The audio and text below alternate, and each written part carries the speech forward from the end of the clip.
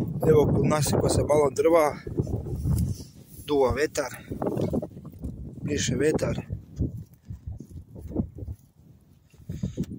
Da nasječe mi se druge strane, ovdje imamo malo za cepanje.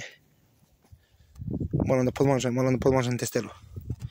Pa se čujemo, da podmažem testeru, da stavimo u ulje, pa se čujemo u sljedećem videu. Ostanite do kraja videa da budete u toku.